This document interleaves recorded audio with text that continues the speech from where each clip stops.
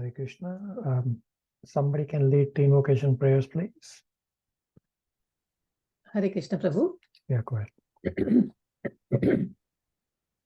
Om Ajnanatimmirindasya Jnananjana Shalakaya Chakshurunmitam Yena Tasmai Shri Gurave Namah Shri Chaitanya Manobhishtam Stapitam Yena Bhutale Swayam Rupa Kadamayam Dadati Swam Padantikam Vandeham Shri Guru Shri Uttapadakamalam Shri Guru Vaishnavamscha Shri Rupam Sagajatam Sagana Raghunathan Tam Sajivan Sadhvetam Savadutam Parijana Sahitam Krishna Chaitanya Devam Shri Radha Krishna Padan Sahagana Lalita Shri Vishakan Vitamscha He Krishna Karuna Sindhu Dinu Bandhu Jagatpate Gopesa Gopika Kanta Radha Kanta Namastute Tapta Kanchana Gaurangi Radhe Vrindavaneshwari Vrishabhanu Sute Devi Pranamami Hari Priya Vanchakalpatarubhascha Kripa Sindhu Bhevecha Patitanam Pavanebhyo Vaishnavebhyo Namo Namah Jai Shri Krishna Chaitanya Prabhu Nityananda Shri Advaita Gadadhara Shri Vasadi Gaura Bhakta Vrinda Hare Krishna Krishna Krishna Hare Hare Hare Rama Rama Rama Hare Hare. Om Namo Bhagavate Vasudevaya. Om Namo Bhagavate Vasudevaya. Om Namo Bhagavate Vasudevaya. Hare Krishna. Thank you all for coming. So what you see on screen is Giri Govardhan. So this is from Vrindavan. A devotee in Vrindavan has Govardhan, Giri Govardhan at his home. And the flowers that you see that are offered, the devotee in Vrindavan has the flowers grown in his backyard. And they offer these fresh flowers to Giri Govardhan every day. So this picture was sent by my Guru Mother. So my Guru Maharaj and Guru Ma are right now traveling in Vrindavan because of Kartik. So one of the devotee has this at home and has beautiful pictures of fresh flowers being offered, grown in their own backyard and offered. And it's a live, recent, just a couple days back image. Is that beautiful? Hare Krishna Prabhu. Yes, Prabhu. Beautiful. Beautiful, Prabhu. And you can see the Giri Govardhan smiling also, Prabhu. Everybody is so happy. Yeah. Looks very fresh. Yeah. Fresh flowers. Yeah. So this is the devotion of Vrajvasis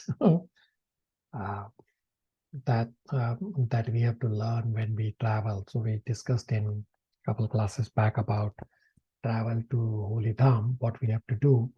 So this is like live. It's not like some old image just came a couple days back. I mean, there are multiple pictures every day. My Guru Mother sends the same pictures from the devotee's home. For the last couple days, she has sent them. Okay. So thank you all for coming. We'll be covering Srimad Bhagavatam, Canto 3, Chapter 2. We'll target to complete from verse number 12 to 23.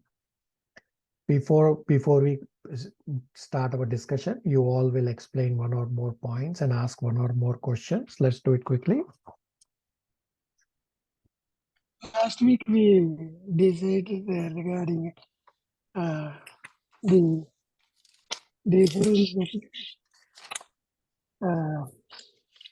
resident of Dwarka and Vrindavan. Dwarka they are exceptionally learned, yet could not recognize and understand Krishna. They could recognize partially as Paramatma and not as a Bhagavan. Fortunately, they lived with him. That is the biggest point, direct association. Vis-a-vis residents of Vrindavan, unconstitutional pure devotees, unconventional pure devotees. they could think that Krishna is an object of love and as one of them. I will leave it to others to continue. Okay, very good point about the comparison between Dwarkavasis and Vrajvasis. That Vrajvasis, they consider Krishna as simply as the object of love. Okay, very good. Rest of you.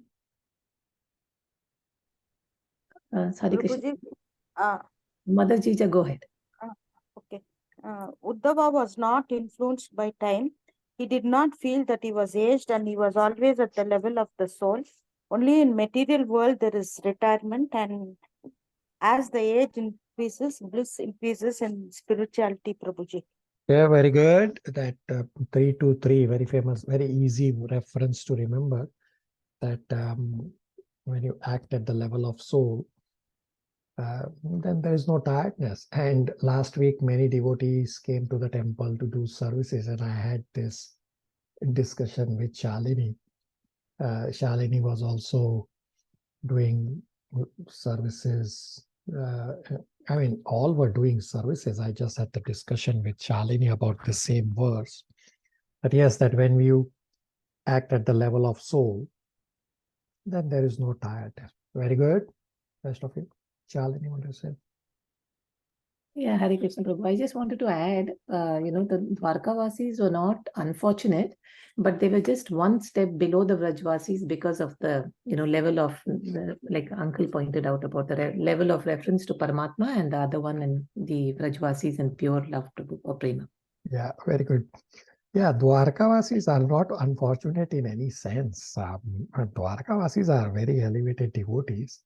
It is just out of Uddhava's bewilderment under prema is why Uddhava is saying that Dwarkavasis are unfortunate. Actually, we discussed in verse number 10 that Uddhava is actually glorifying Dwarkavasis, that Dwarkavasis went back with Krishna, and it is actually Uddhava himself who's unfortunate.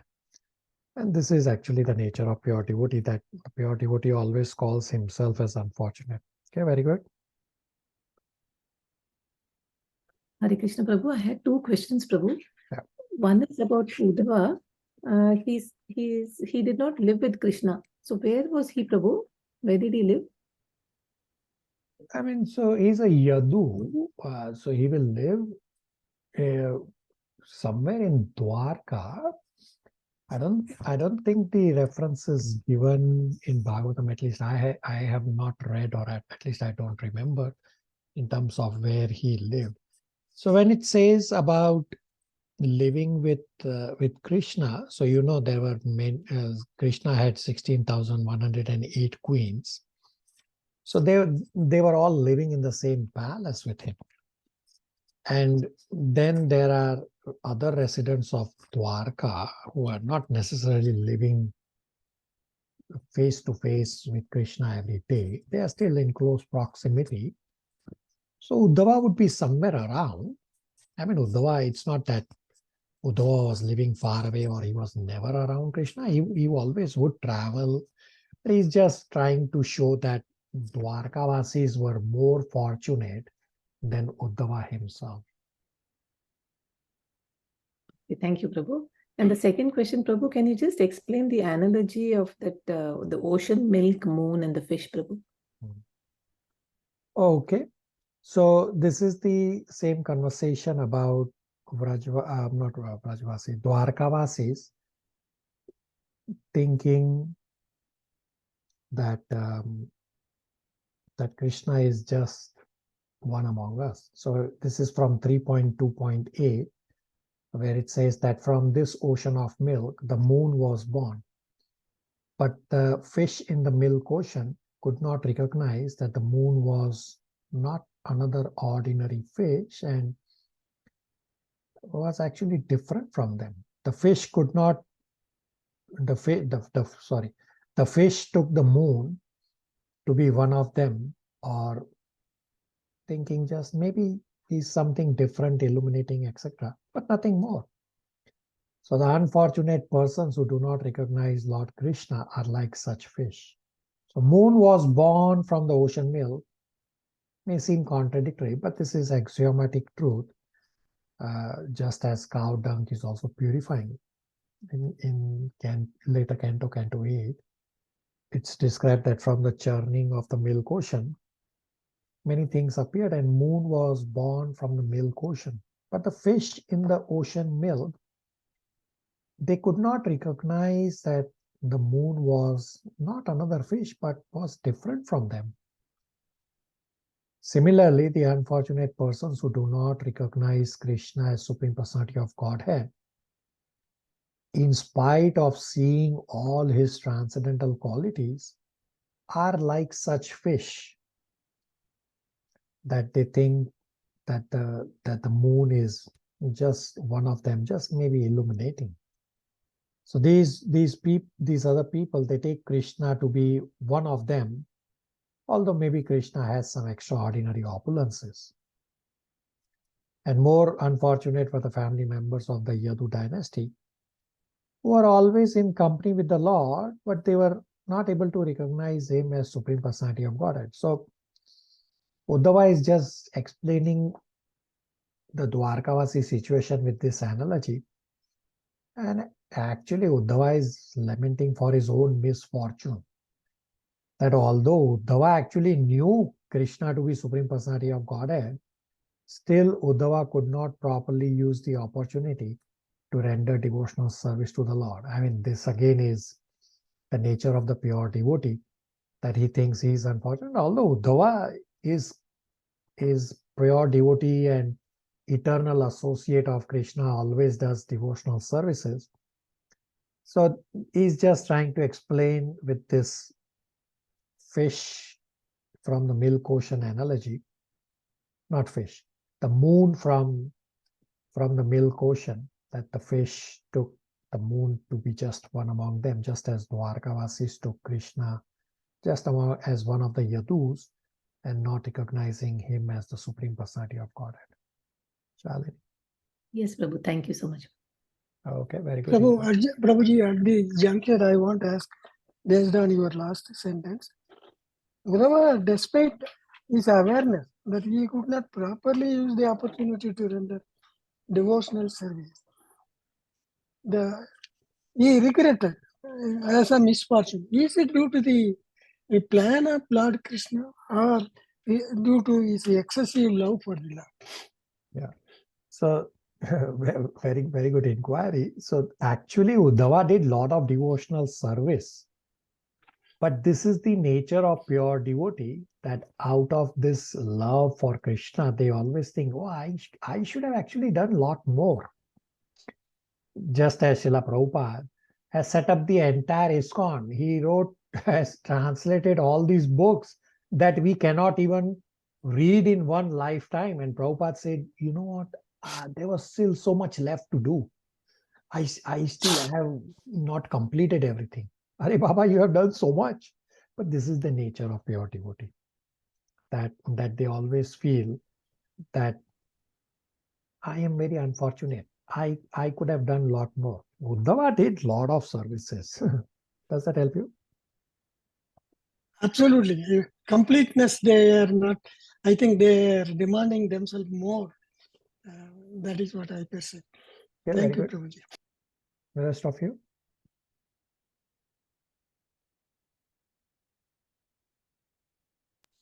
One more thing I wanted to ask. The Yadus of Dwaraka knew Krishna as Vasudeva, accepted Krishna as the super soul, incarnated in their family.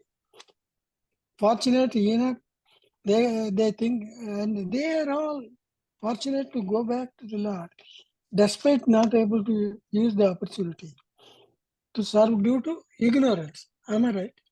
Or it is the mercy of Lord taking them back to the Lord's feet. Yeah, they are pure devotees. They can never be in ignorance. Lord uses his pure devotees to teach rest of the world, just as a mother chastises her own daughter to teach the daughter-in-law. So there's no ignorance about Dwarkavasis. The point that Krishna is trying to prove, which we discussed, is that even though they are intelligent, the Dwarkavasis, but by your intelligence, you cannot understand Krishna. You need mercy, you need the mercy of Krishna as well as mercy of devotees, and you need the bhakti that the pure devotees have to be transferred. So bhakti means, I mean, Dwarkavasis do have bhakti, but the bhakti in the mood of love. That's what Krishna is trying to prove, that by your intelligence, your own intelligence, you cannot understand the Supreme Personality of Godhead. Does that help you? Absolutely. Intelligence is different from bhakti. Yeah, very good. Any last questions, comments, realizations? Hare Krishna Prabhu, just one realization in last class, when you mentioned that Srimad Bhagavatam is only headlines, Prabhu. Srimad Bhagavatam itself is so vast, it's like, I mean, to even imagine Krishna is unlimited. Yeah, very good realization. Yeah, Srimad Bhagavatam is only headlines. It is not everything. Krishna's pastimes are eternal. That Lord Balram, in his Anantashesh form, has unlimited hoods, and each of those hoods is describing a different glory of Krishna since time immemorial, and will continue for eternity, and still he will not be finished. Therefore, this Srimad Bhagavatam that we have seems very long, like 18,000 verses, is only headlines. Krishna's pastimes are going on forever in one or the other places around the universes that we have, infinite universes that we have, as well as, of course, they are going on in Goloka Vrindavan and Vaikuntha as well. Very good realization. Okay, so we'll continue with Canto 3, Chapter 2 from verse number 12 onwards, and I'll lay the context that upon inquiries from Vidura, Uddhava immediately remembered Krishna and went into deep ecstasy. Uddhava could not immediately respond to Vidura because of ecstasy, and Uddhava actually went to spiritual world, met Krishna in the spiritual world, and even though Uddhava's physical body was here in the material world, but at the consciousness level, Uddhava was transferred to the spiritual world. There in the spiritual world, Krishna pacified Uddhava, and Krishna asked Uddhava to go back to earthly plane because Vidura is waiting for a response from Uddhava. And then we discussed that Uddhava is calling Dwarkavasis as unfortunate, that Dwarkavasis could not recognize Krishna as the Supreme Personality of Godhead, but Dwarkavasis could only recognize Krishna as the Paramatma. So this calling Dwarkavasis as unfortunate was simply out of Uddhava's bewilderment and prema. Actually, Uddhava is glorifying Dwarkavasis. And Uddhava is saying, actually, only he himself, Uddhava, is the only one who is unfortunate. From verse number 12 onwards, 12 to 14 is part 3 of this chapter 2.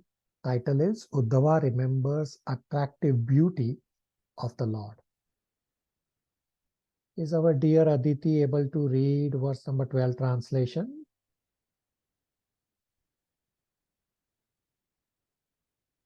Yes, Prabhuji. Hare Krishna. The Lord appeared in the mortal world by his internal potency, Yoga Maya. He came in his eternal form, which is just suitable for his pastimes.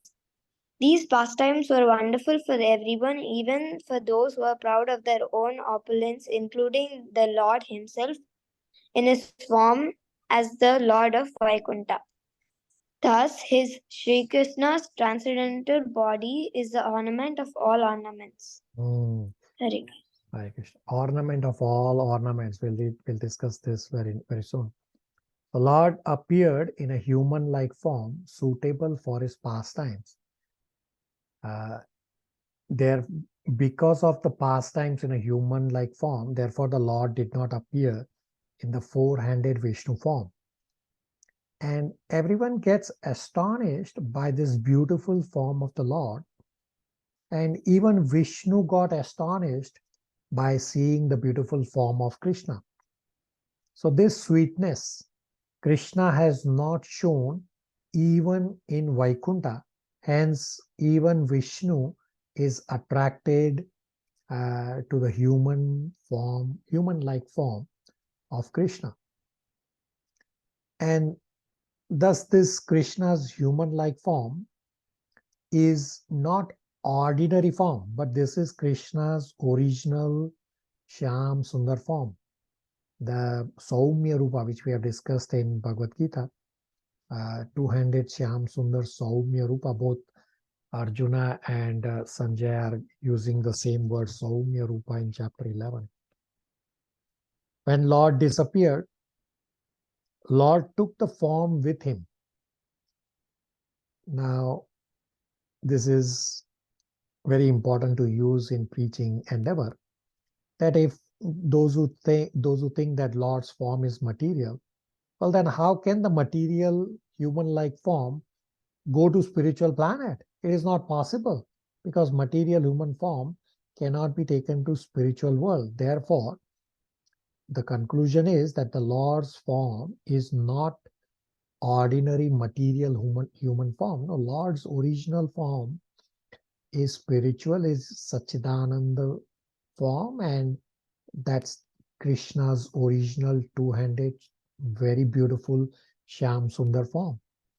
Now, this point about ornament of ornaments, and you can judge for yourself when worshipping the Lord, when you're dressing the Lord. At that time, you may get this realization that the dress is beautiful, the ornament is beautiful, but when these dresses of the Lord and ornaments, they are sitting in a drawer or in a cupboard, they don't look that beautiful. But only when they are offered to the Lord, the beauty shows its full beauty.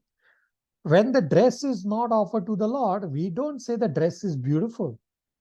Lord is not getting beautiful by the dress. Rather, the dress is getting beautiful because of the Lord's beauty. I'll repeat this very important statement about this ornament of ornaments. That Lord is not getting beautiful by the dress. Rather, dress is getting beautiful because of Lord's beauty. Ornaments are not making the Lord beautiful. Lord is always beautiful. Rather, the ornaments, the dress, etc., they are getting beautified because the ornaments and the dress are put on the beautiful Lord. So Gopinath worship at the home or home temple or at the temple, the ornaments sitting in the cupboard or the drawer versus ornaments that are put on the Lord, you will realize that ornaments on the Lord are more beautiful. How come? Because the ornaments are getting the beautified because Lord is beautiful. And generally, one is not attracted to the ornaments that are sitting in the cupboard or in a drawer. But when ornaments are on the Lord, that becomes very attractive. So the purport that we have for this verse number 12, you can read by yourself, but I will point to a Chaitanya Charitamrita verse I will bring up on screen. And you can also bring up Chaitanya Charitamrita Madhya Leela, chapter 21, and it is text 100 to 110. Let me bring up on screen and we will read these verses.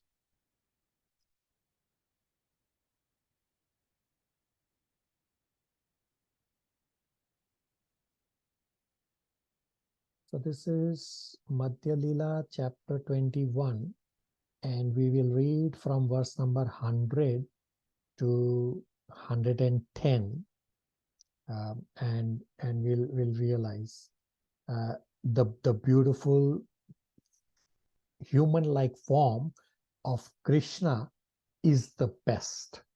Shalini, if you want to read from screen, from your screen or wherever is possible, from text number 100 until 110. Yes, Prabhu. Hare Krishna. Text 100. To exhibit the strength of his own spiritual potency, Lord Krishna manifested a form just suitable for his pastimes in the material world. This form was wonderful even for him, and was the supreme abode of the wealth of good fortune. Its limbs were so beautiful that they increase the beauty of the ornaments worn on different parts of his body. Text 101. Lord Krishna has many pastimes, of which his pastimes as a human being are the best.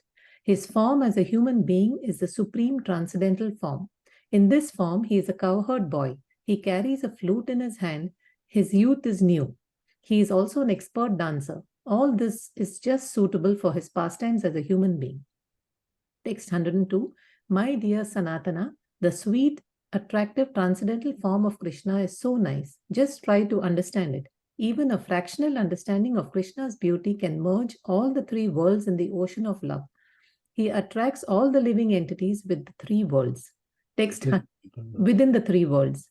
Text 103. The transcendental form of Krishna is shown to the world by Lord Krishna's internal spiritual energy, which is the transformation of pure goodness. This jewel-like form is the most confidential treasure of the devotees. This form is manifested from Krishna's eternal pastimes. Text 104. The wonderful form of Krishna in his personal feature is so great that it attracts even Krishna to taste his own association.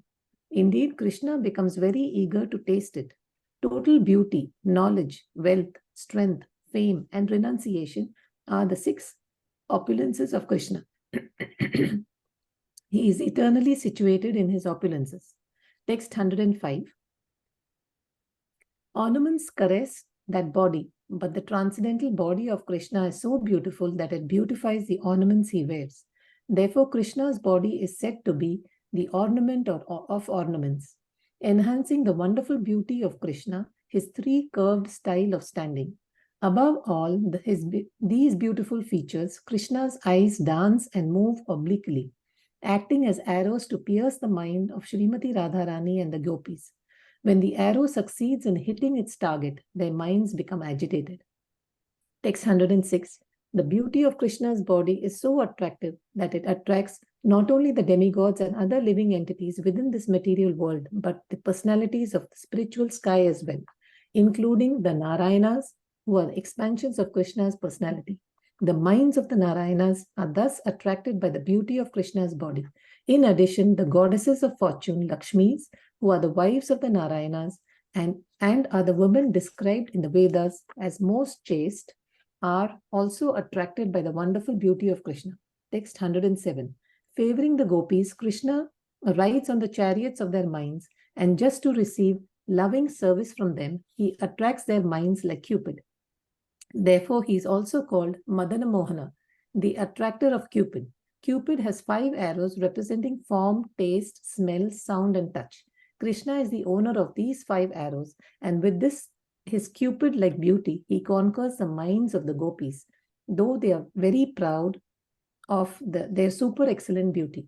Becoming a new Cupid, Krishna attracts their minds and engages in the rasa dance. Text 108. When Lord Krishna wanders in the forest of Vrindavan with his friends on an equal level, there are innumerable cows grazing. This is another of the Lord's blissful enjoyments. When he plays on the flute, all living entities, including trees, plants, animals, and human beings, tremble and are saturated with jubilation. Tears flow constantly from their eyes. Text 109. Krishna wears a pearl necklace that appears like a chain of white herons around his neck. The peacock feather in his hair appears like a rainbow, and his yellow garments appear like lightning in the sky. Krishna appears like a newly risen cloud and the gopis appear like newly grown grains in the field. Constant rains of nectarian pastimes fall upon these newly grown grains, and it seems that gopis are receiving beams of life from Krishna, exactly as the grains receive life from the rains. Text 110. The Supreme Personality of Godhead Krishna is full of all six opulences, including his attractive beauty, which engages him in conjugal love with the gopis. Such sweetness is the quintessence of his qualities. Sukdev Goswami, the son of Vyasadeva, has described these pastimes of Krishna throughout Srimad Bhagavatam. Hearing the description, the devotees become mad with love of God. Hare Krishna. The beautiful human-like form of Krishna is perfectly suited, best suited for Krishna's pastime as human, and this pastimes of Krishna as a human are the best. Everybody, questions, comments, realizations?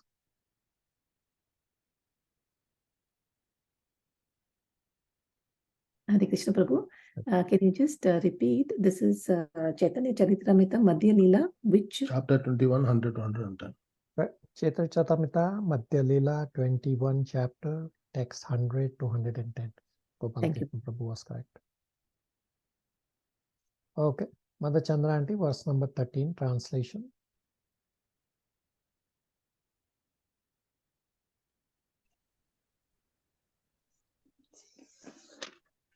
Text 13, Hare Krishna. All the demigods from the upper, lower, and middle universal planetary systems assembled at the altar of the Rajasuya sacrifice performed by Maharaja Yudhishthira. After seeing the beautiful bodily features of Lord Krishna, they all contemplated that he was the ultimate dexterous creation of Brahma, the creator of human beings. Hare Krishna. In the purport, it's pretty straightforward. In the purport, Prabhupada explains that the blue lotus and the moon are the most beautiful objects. But even these were defeated by the Lord's beauty. Okay. Gopal Krishna Prabhu, number 14 translation.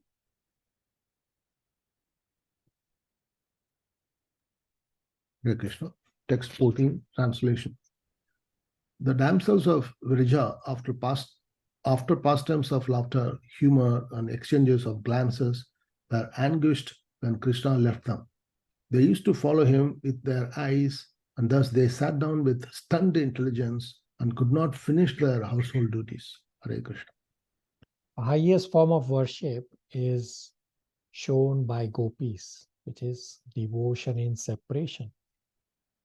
The attraction of gopis for Krishna is so much greater that Krishna also say to gopis that actually I cannot repay you, and you gopis have to be satisfied with this loving devotion.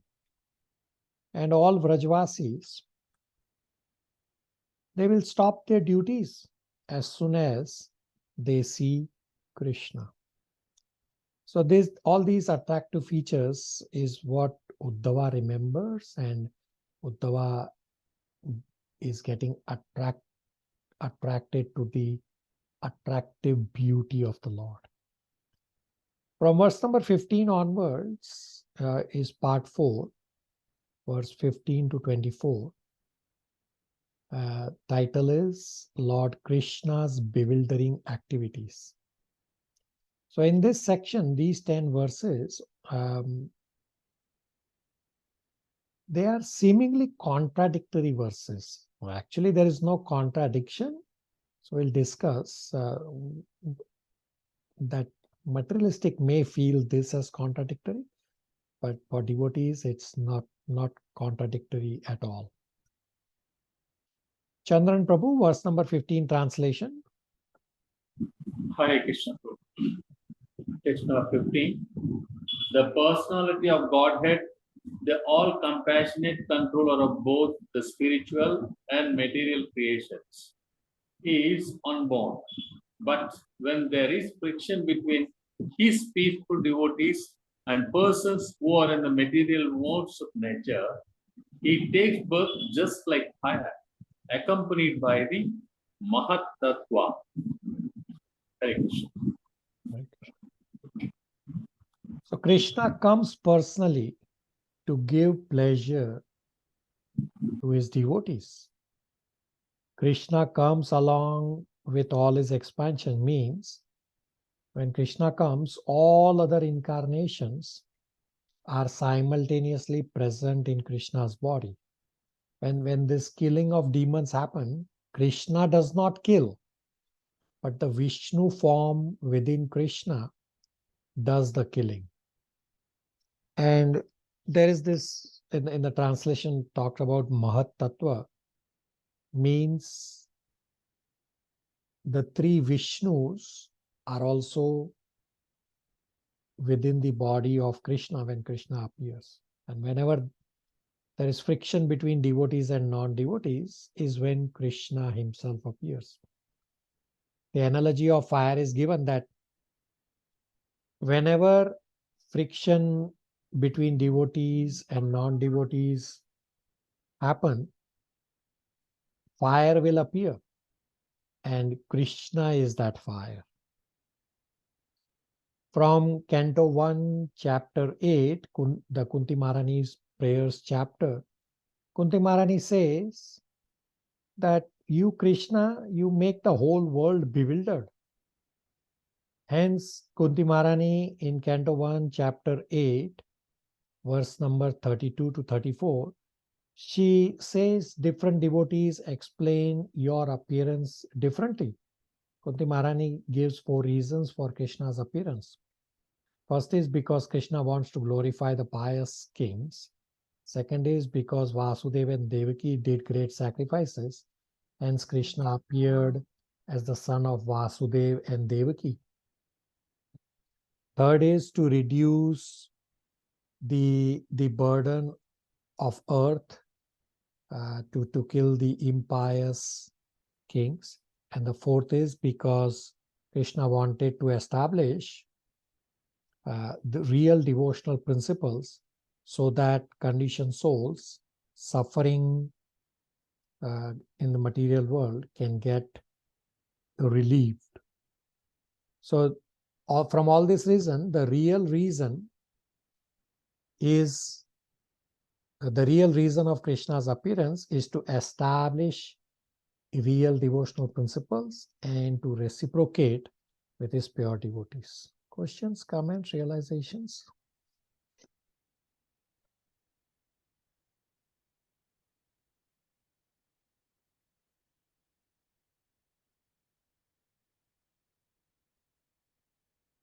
Okay. Uncle will read verse number 16 translation. Hare Krishna.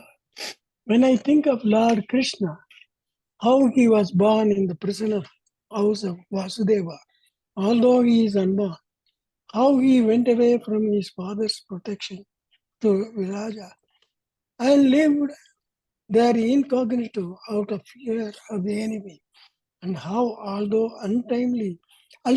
unlimitedly powerful, he fled from Mathura in fear. All these bewildering incidences give me distress. Hare Krishna. So we will soon have an important comparison of the results achieved by Sisupala, the soldiers killed on the battlefield of Kurukshetra, and Putana. So all from these verse onwards, there's a foundation being set, and we will have this heavy conversation and probably bewildering as well. So all these are bewildering verses. You all will not be bewildered because you all are devotees. Only materialistic people, they get bewildered. Krishna is Supreme Personality of Godhead. Still he appeared in the prison house of Kamsa. And one time there was a real incident of some devotee. He had to go to jail. And Srila Prabhupada responded Don't worry, Krishna was also in jail. And then out of fear, Krishna had to be transferred to Nand Maharaj's home. And only materialistic people think that he was fearful. Actually, that is not a fact. Fear personified is fearful of Krishna. So acharyas are comparing that to disprove the materialistic people or atheistic people's theory. Acharyas are comparing that Krishna only as a child, but he does not have to make any extra effort. Hence, just like that, Krishna killed Putana and all the other demons. Krishna touched the cart with a toe and the demon died. Tranavrata, Krishna showed the power of his hand. Krishna grabbed the neck of Tranavrata. I mean, he's only a child. Krishna is only a child, but he's holding the neck of the demon. Meaning Krishna did not put any extra effort to kill the demons. And Uddhava says, gives me pain. What does this mean? Uddhava says that all these give me pain. Uddhava is feeling pain that how will these ordinary conditioned soul understand that Supreme Personality of God has appeared in jail, that Supreme Personality of God has left in fear. So that these materialistic people are already in this material world due to envy of Krishna, and they will do even more envy from such contradictions. Hence, Uddhava is feeling pain. So you all already know that this is not contradiction because you all are devotees. Questions, comments, realizations?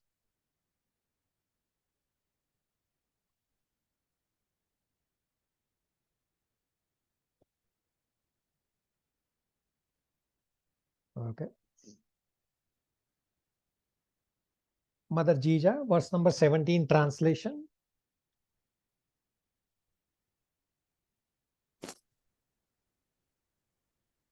Text 17. Lord Krishna begged pardon from his parents for their Krishna's and Balarama's inability to serve their feet due to being away from home because of great fear of Kamsa.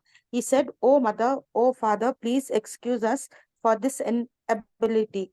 All this behavior of the Lord gives me pain at heart." So he says, please forgive us, Krishna is saying that both of us, Krishna and Balram, we had great fear of Kamsa, hence we had to live in Vrajvas in incognito. Krishna is saying that we could not serve you because we had to go to Vrindavan. And in the purport, actually, Srila Prabhupada refutes all these contradictions. So let's read the purport. Mother Jija, if you want to read verse number 17 purport. It appears that Lord Krishna and Baladeva were both very greatly afraid of Kamsa, and therefore they had to hide themselves. But if Lord Krishna and Baladeva are the supreme personality of Godhead, how was it possible that they were afraid of Kamsa? Is there any contradiction in such statements? Vasudev, due to the great appreciation for Krishna, wanted to give him protection. He never thought that Krishna was the Supreme Lord and could protect himself. He thought of Krishna as his son. Because Vasudeva was a great devotee of the Lord, he did not like to think that Krishna might be killed like his other children. Morally, Vasudeva was bound to deliver Krishna to the hands of Kamsa because he had promised to turn over all his children.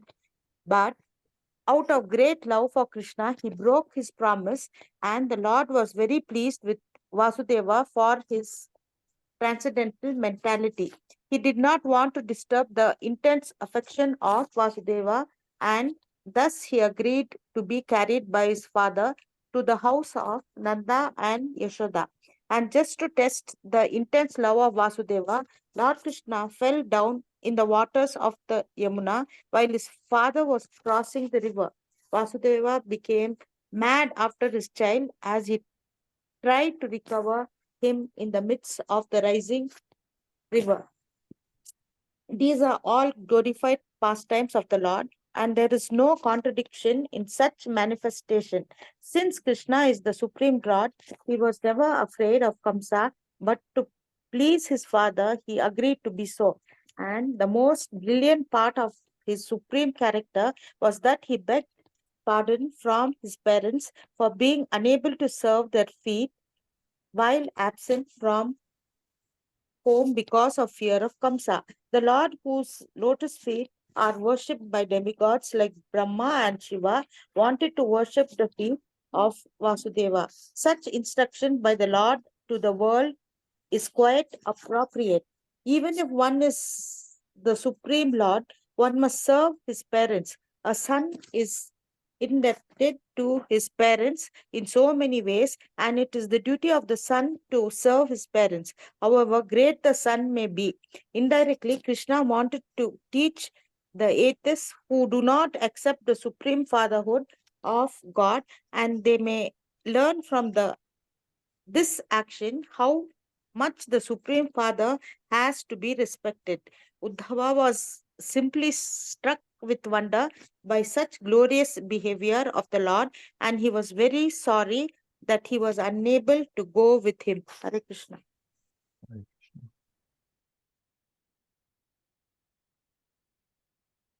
So how can seemingly ordinary child kill Kamsa? So this is what the materialistic people do not understand. Not just Kamsa, but so many demons. And then Acharyas have also described about the intense love of Vasudeva, meaning the father of Krishna. The intense love of Vasudeva can be understood from Vasudeva's actions. So what had happened was that when Kamsa was trying to kill Devaki upon the Akashvani, that the 8th child of Devaki will kill Kamsa, Kamsa tried to kill Devaki, and Vasudeva tried to protect his wife at the time. And in exchange of Kamsa not killing Devaki on the wedding day, Vasudeva promised to Kamsa that it is the 8th child. So why are you killing now? Vasudeva promised to Kamsa that Vasudeva himself will bring all the newborn children to Kamsa. And Vasudeva actually kept his promise. He's a Kshatriya, and Vasudeva carried all the children to Kamsa, and Kamsa killed all the first 6 children. Upon Krishna's appearance, Vasudeva broke the promise of not taking Krishna to Kamsa. This breaking of promise by Vasudeva, Krishna actually liked it, because whatever Krishna says is dharma. Whether you are breaking your promise, Krishna wants to see that. Whether Vasudeva's promise to Kamsa is important, or whether Vasudeva's love for Krishna is important. Krishna wanted to show to the world that Vasudeva is a pure devotee. And for Krishna's sake, Vasudeva will do anything, including breaking his promise. Krishna wants to show that I am Supreme Personality of Godhead. How I am serving my parents, similarly, all of us as conditioned souls should serve Krishna, because Krishna says, I am the seed-giving father for all. Everybody, questions, comments, realizations?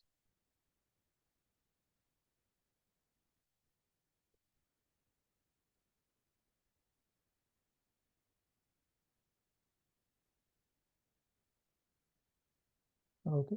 Uncle will read verse number 18 translation.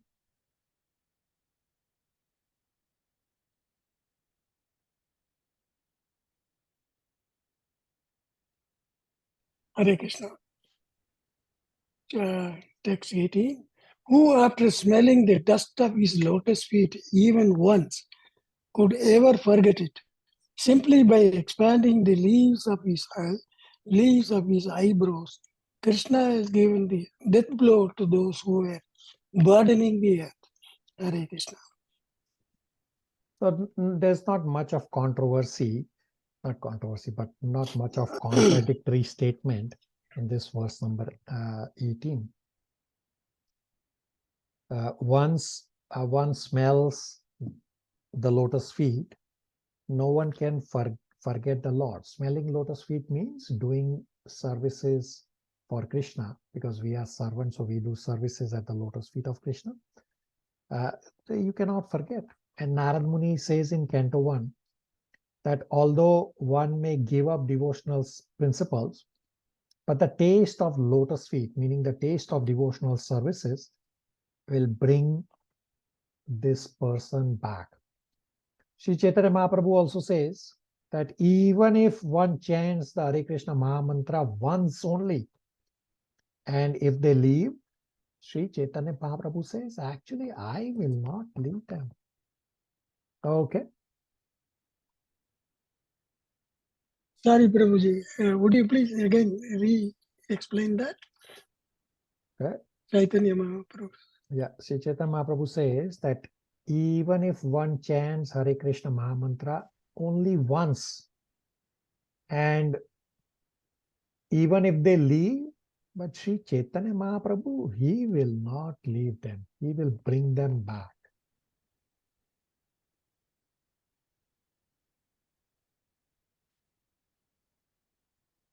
Okay. Kalyani or Sridhar Prabhu, verse number 19 translation.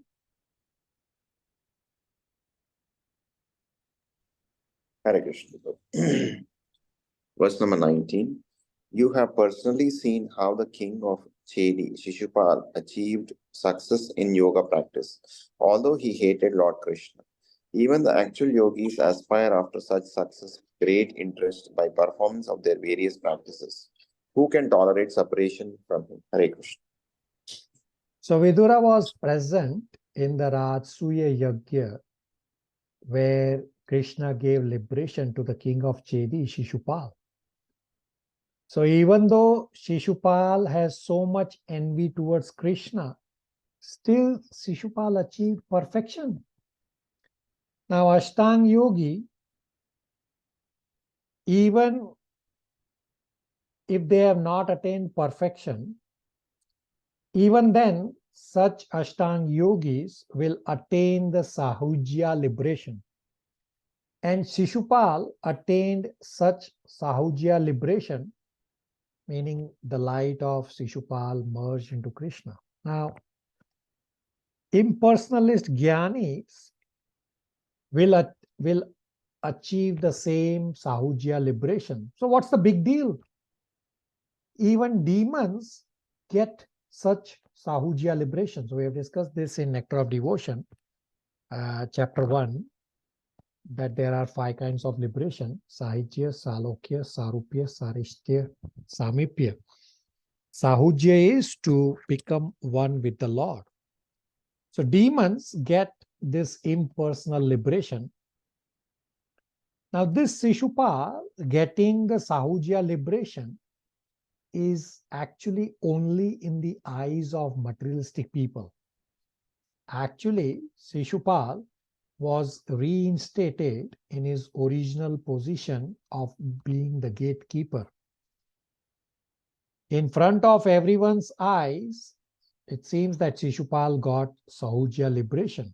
So understand that Sisupala and his brother Dandavarka are not ordinary individuals.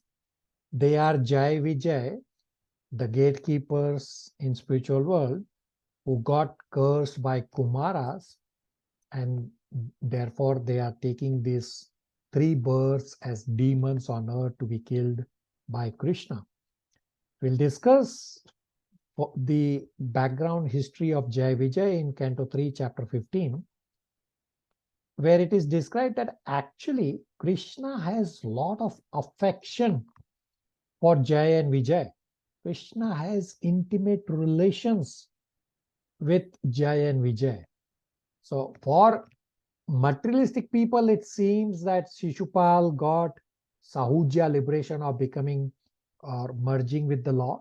But actually, Sisupal got reinstated in his position as gatekeeper, meaning they went, both the brothers went back as Jai and Vijay. Question, comments, realization before we discuss the very important next verse and discuss all the comparison between Sisupal, the soldiers of Kurukshetra and Putana.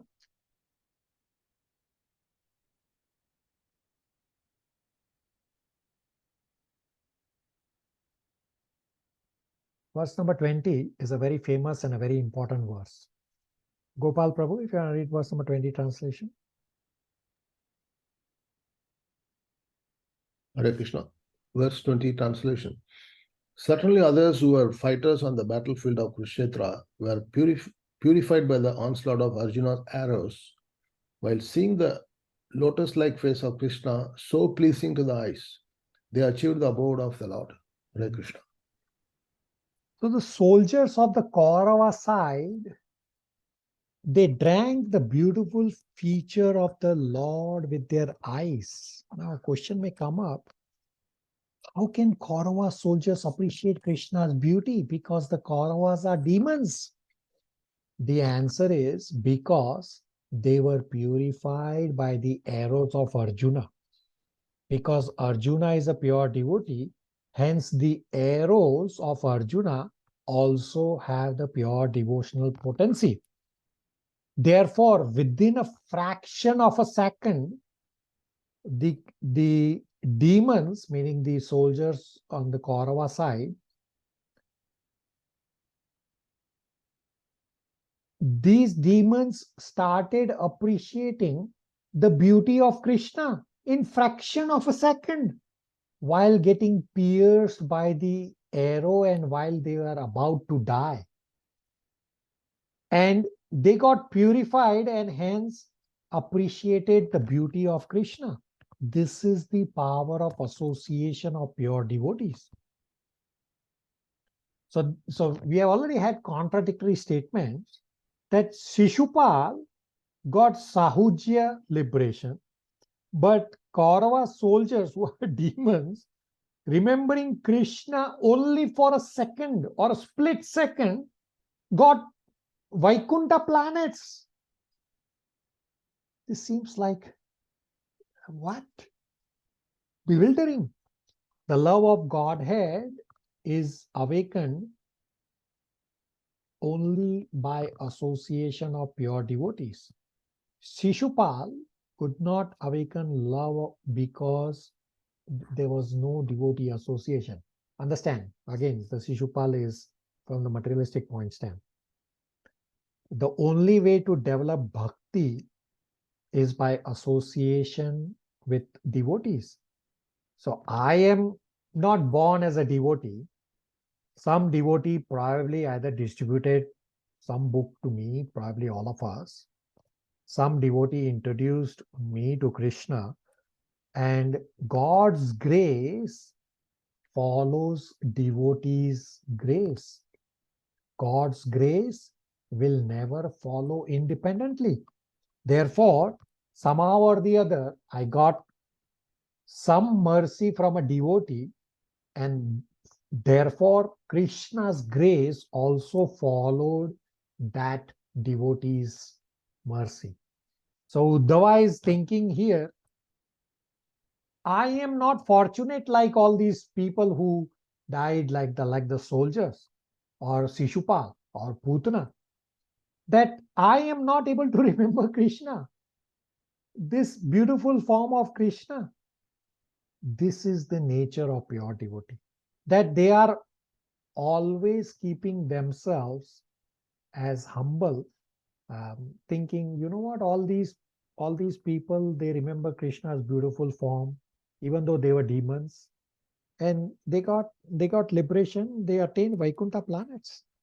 I will pause here before I do the comparison of the results achieved by Sisupala, the soldiers of the battlefield of Kurukshetra and Putana? Anybody has any questions, comments, realizations?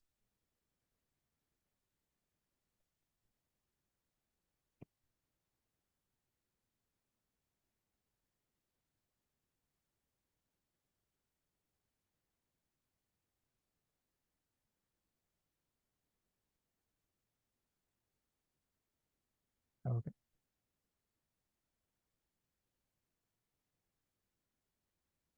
So let's do a comparison of the results achieved by Sisupala, the soldiers that were killed on the battlefield of Kurukshetra, and then Putana. All this discussion is there from verse number 19 to 23. So Lord's causeless mercy was exhibited even to his enemy Sisupala, who was always envious of Lord Krishna. In the open assembly of Rajasuya Yajna performed by Yudhishthira, Sisupala actually insulted Lord Krishna, and Sisupala was finally killed by Lord Krishna. It was seen by everyone in the assembly that a light flashed out of Sisupala's body and merged into Lord Krishna's body, which means Sisupala achieved Sahujya liberation of attaining oneness with the Supreme. Such Sahujya liberation is a perfection most desired by Jnanis and Ashtanga yogis. And for such perfection, the Jnanis, the yogis execute different types of transcendental activities. But then what is the big deal of such Sahujya liberation? Because even demons attain such Sahujya liberation. Sisupala saw Krishna, but Sisupala saw Krishna as enemy. Hence, his love was not awakened, and thus Sisupala achieved Sahujya liberation of merging with the impersonal. Because the Lord is absolute, his two different kinds of actions to deliver the faithful and to annihilate the miscreants is ultimately one and the same. Now, the warriors, all warriors on the opposite side of Arjuna, were able to see the lotus-like face of Lord on the battlefield and appreciate the beauty of the Lord in a split second just before dying, and they achieved the abode of the Lord exactly as the devotees of the Lord achieved the abode of the Lord. The warriors on the opposite side of Arjuna appreciated Krishna's beauty just in a split second before dying, and their dormant love of God was awakened, and therefore they achieved the Vaikuntha planets. Lord's personal abode is called Goloka Vrindavan, and Lord's abodes where his plenary expansions reside are called Vaikuntha planets, where Lord is present as Narayan.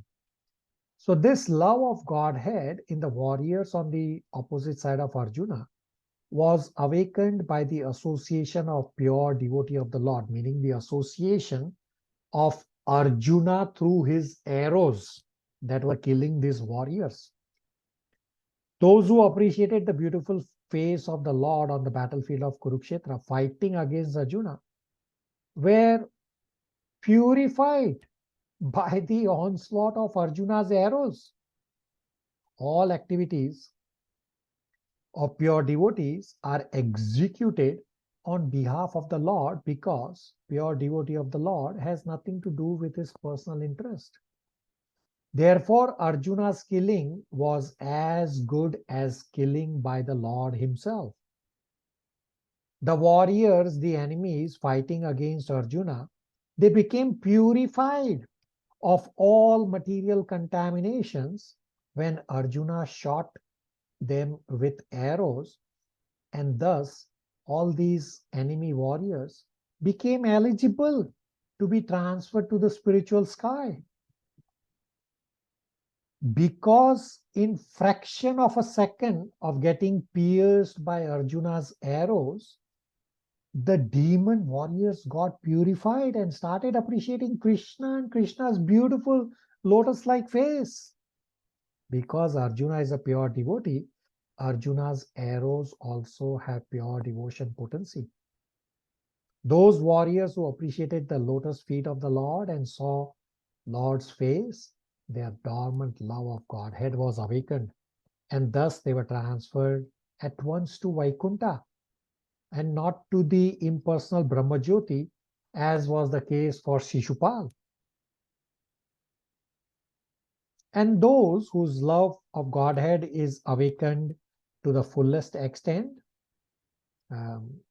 they go back to Goloka Vrindavan. Whereas persons or devotees who have not, persons or devotees who have just awakened to love God by accident or by association of pure devotees, they get transferred to Vaikuntha planets. Both Goloka Vrindavan and Vaikuntha are spiritual world, but in Vaikuntha planet, the Lord is served with unlimited opulence in a mood of awe and reverence, whereas in Goloka Vrindavan, the Lord is served in his natural affection of love and devotion. The Putana pastime is an example of extreme mercy of the Lord. Lord Krishna accepted motherhood of Putana because she pretended to be an affectionate mother. The Lord accepts the least qualification of a living entity and awards the highest reward. This is the standard of his character. Hence, who but the Lord can be the ultimate shelter? Putana only had a dress of a devotee, but Putana attained the love suitable for a devotee. I'll pause here for any questions, comments, realizations.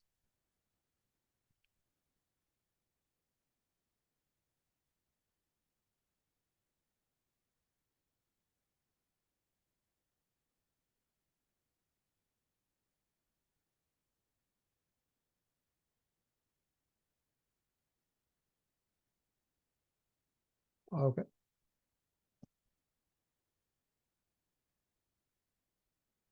Everybody, I think everybody has, anybody has not read today verses?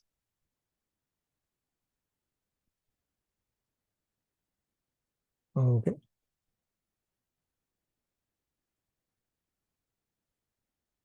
Mother Chandra Aunty, verse number 21 translation.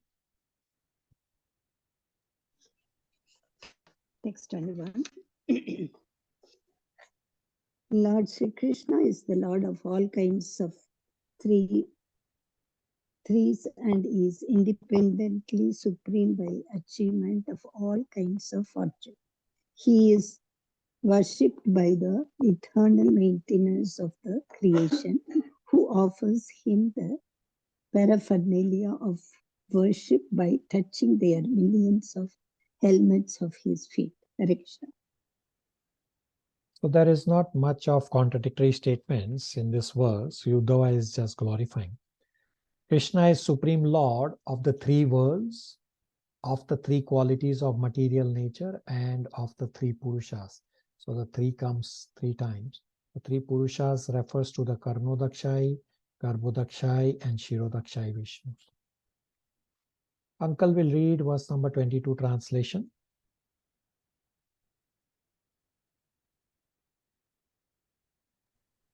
Hare Krishna. Therefore, O Vidura, does it not pain us, his servitors, when we remember that he, Lord Krishna, used to stand before King Ugrasena, who was sitting on the royal throne, and used to submit explanations before him, saying, "Oh my Lord, please let it be known to you." Hare Krishna. Hare Krishna. So just like we are praying chanting the Hare Krishna Maha Mantra to engage us in devotional services. Similarly, Krishna is standing in Ugrasena's darbar that please accept my service. Please keep me under you. How submissive is Krishna in front of the king? And Srila Prabhupada explains the gentle behavior of Krishna in the purport. We have discussed in Canto 1, the chapter where Krishna enters Dwarka, that how Krishna's different behaviors, meaning how Krishna reciprocated differently with different personalities in Dwarka. And Uddhava is bewildered because ordinary people, if they hear this verse, they will consider Krishna also as ordinary. Hence, Uddhava is bewildered. Actually, Uddhava cannot be bewildered because he is a pure devotee. He is just having this compassionate feeling for ordinary people. Chandran Prabhu, verse number 23, translation.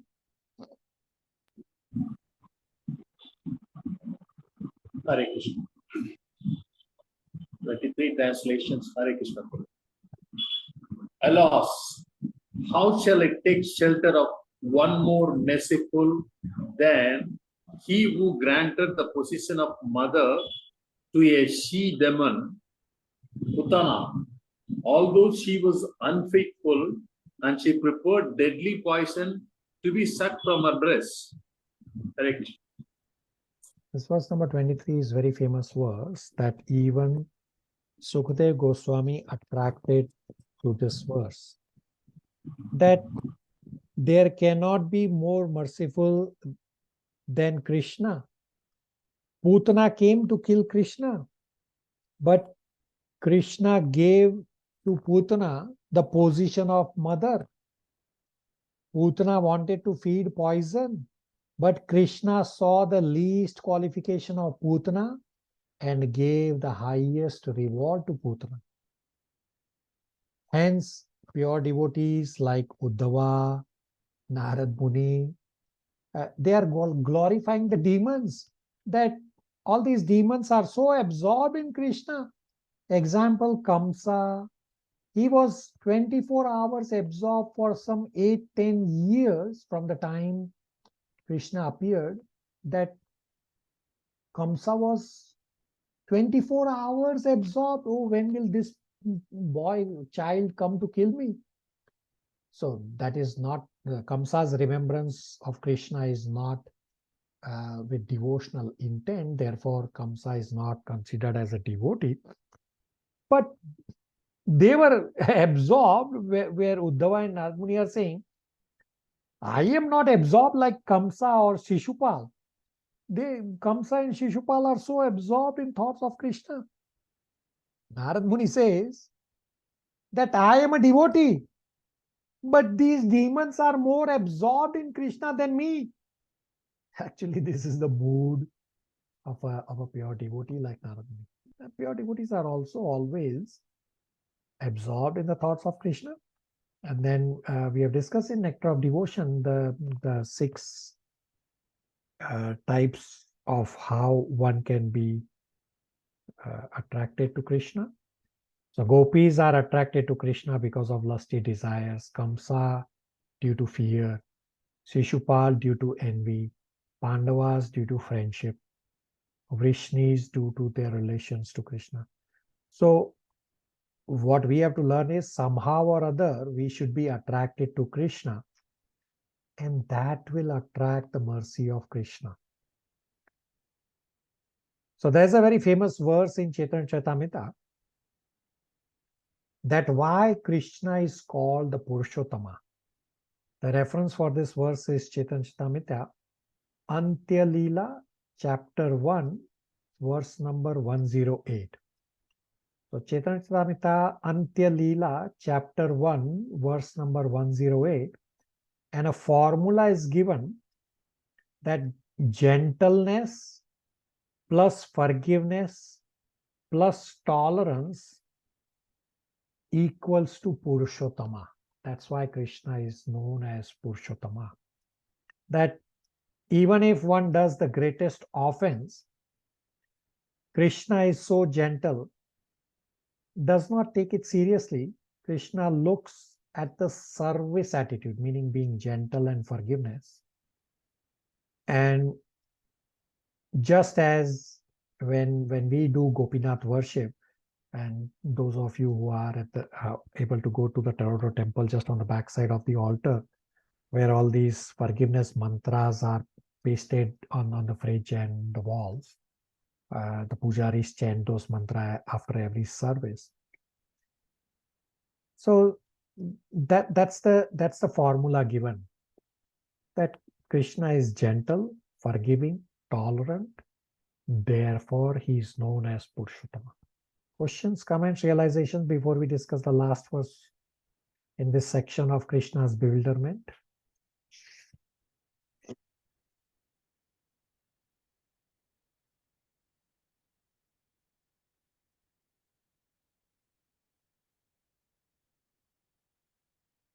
The start, I said we will cover till 23, but I was wrong. It's actually till verse number 24, which is where the section of bewilderment ends. Okay, let's see. Anybody wants to read the last verse? All of you have read. Anybody wants, whoever wants to read? I'll continue, Prabhu. Go ahead. Translation of 24 text. I consider the demons who are inimical toward the Lord to be more than the devotees, because while fighting with the Lord, absorbed in thoughts of enmity, they are able to see the Lord carried on the shoulder of Garuda, the son of Taksya, Kasyapa, and carrying the wheel weapon in his hand. Hare Krishna. So how Narad Muni glorified the demons, Uddhava is also glorifying the demons. And Uddhava is so humble that Krishna has already gone. We won't be able to see Krishna. But the demons are so fortunate to get the darshan. So all these are Uddhava's humility. Questions, comments, realizations before I give you homework?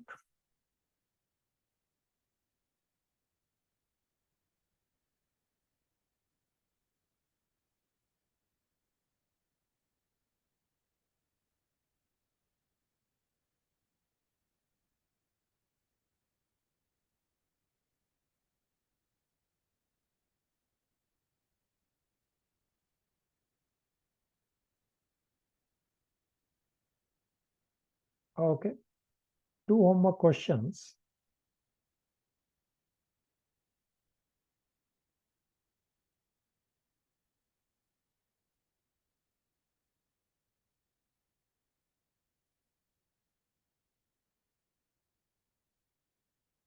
First is explain how the pastimes of the Lord displayed in material world excel his mercy displayed in Vaikuntha Lokas. Comes from verse number 12.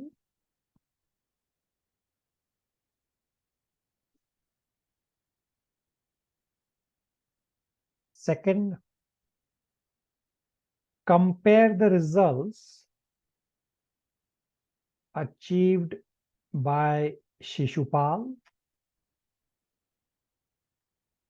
the soldiers killed on Kurukshetra battlefield, and Putana.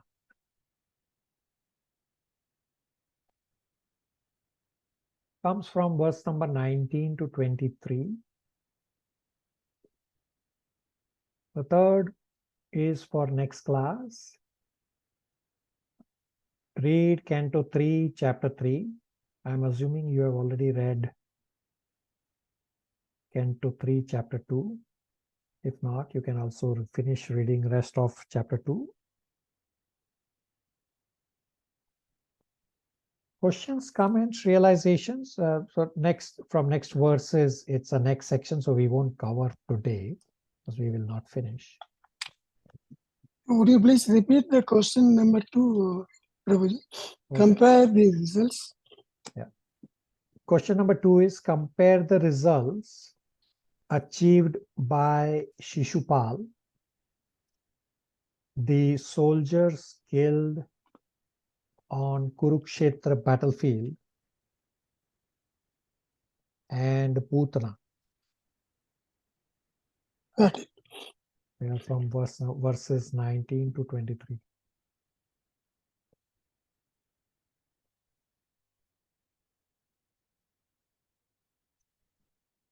Any questions, comments, realizations? That 17 you covered. Would you please once again cover that? I couldn't follow. Chapter 17. Verse 17 you are saying? Yes, Prabhuji. So in verse number 17, Krishna asked for forgiveness that both of us, both Krishna and Balram, because of great fear of Kamsa, hence we had to live in Vrajavas in incognito. Krishna is saying that we could not serve you because we had to go to Vrindavan. And Srila Prabhupada refutes the contradictions in the purport that it is not out of fear. Krishna is, even though seemingly a child, he is still the Supreme Personality of Godhead.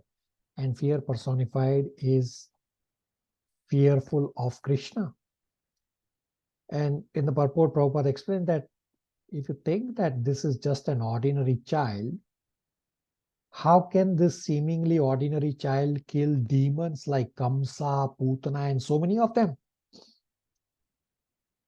And then the intense love of Vasudeva is to be understood from the actions of Vasudeva.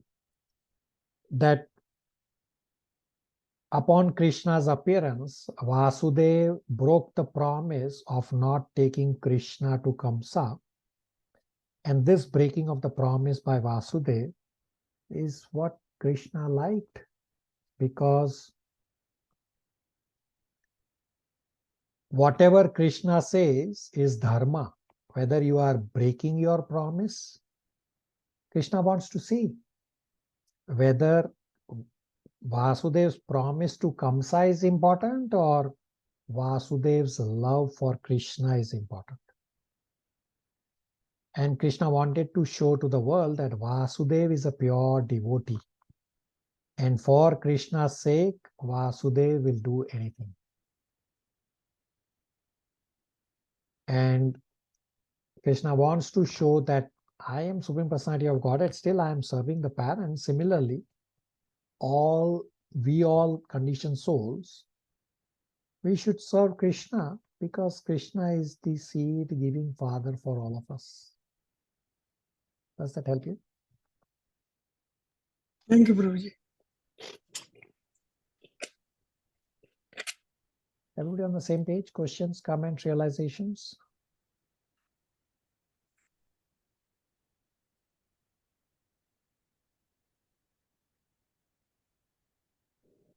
Are we okay to stop here? Yes, Prabhu. Before that, Prabhuji, I want you to once again repeat what you said. The backside of the temple, people go and chant for forgiveness. Yeah, so that happens in Toronto also? It's not backside of the temple. So at the Toronto temple, on the backside of the altar, Okay. there is a place where the pujaris prepare all the paraphernalia and everything that needs to go to the altar. So pujaris perform their prep work there, and in that little area which is behind the altar, and not everybody is allowed to go there. It's only qualified individuals like pujaris or the ones the pujaris allowed to. They are able to go there, and on the fridge or on the wall. So there is a washing machine, there is a fridge, and there are a lot of items in the cupboards, etc. So there these mantras are pasted, which we learn these mantras that we have to chant while doing worship, before doing worship, after doing worship. They are all there in the Gopinath deity worship manual. So all those important mantras are printed and posted there because you don't want to forget. And all these pujaris, after every service, they will chant those mantras. I mean, they already have memorized, but say for whatever reason, sometimes you may not remember. Therefore, these mantras are pasted there, and the pujaris chant all those mantras after every service, asking for forgiveness, because I am not qualified to do service. Does that help you? Thank you. Okay, are we okay to stop here now? Yes, Prabhu. Thank you, Prabhu. Hare Thank you, Krishna. Prabhu. Hare Krishna. Hare Krishna. Thank Prabhu. you, Prabhuji. Hare Krishna. Hare Krishna.